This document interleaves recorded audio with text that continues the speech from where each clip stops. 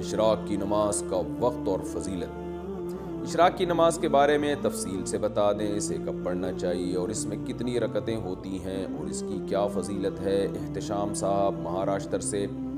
رسول اللہ صلی اللہ علیہ وسلم نے فرمایا جو فجر کی نماز کے بعد اپنی جگہ پر بیٹھے بیٹھے اللہ کا ذکر کرے، پھر جب سورج طلوع ہو جائے تو 2 رکعت پڑھے تو اسے ایک حج عمرے کا ثواب ملتا ہے۔ بہت بڑی فضیلت ہے۔ تو یہ 2 رکعت کے بارے میں آتا ہے۔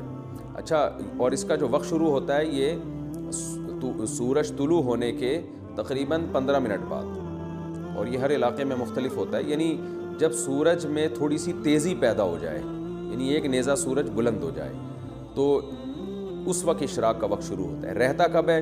جو جمہور کا قول ہے اس کے مطابق چاش کے وقت تک رہتا ہے اشراق کا وقت، کیونکہ چاش میں نئی نماز کا وقت شروع ہو جاتا ہے، جس کو چاش کی نماز، جس کو اصل میں حدیث میں اوابین کی نماز کہا گیا ہے، وہ جب ہے جب سورج جو ہے زوال کا وقت اور طلوع کے وقت کے بالکل درمیان میں ہو، یعنی 45 کے زاویے پر جب سورج ہو جائے گا نا، تو اس وقت چاش کا وقت شروع ہو جاتا ہے۔ اور بعض علماء کی رائے یہ ہے کہ یہ چاشت اور اشراق ایک ہی نماز کے 2 نام ہیں۔ بعض عرب علماء کی یہ بھی رائے ہے، اور اشراق اور چاش الگ الگ نمازیں نہیں ہیں، وہ ایک ہی نماز ہے۔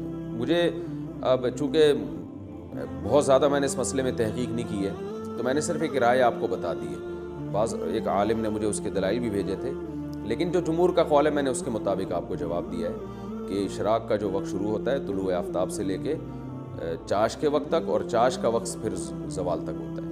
تو جو علماء چاش کی اور اشراق کی نماز ایک ہی کہتے ہیں، وہ کہتے ہیں زوال سے پہلے بھی اگر آپ پڑھ لیں گے تو اشراق کا ثواب مل جائے گا۔ برتھ ڈے کا کیک کھانے کا حکم۔ آپ نے کہا تھا برتھ ڈے منانا جائز نہیں، لیکن اگر گھر میں کیک آتا ہے تو کیا میں کیک کھا سکتا ہوں؟ یہ میرے لیے جائز ہے یا نہیں؟ سید محمد عادل لکھنؤ سے۔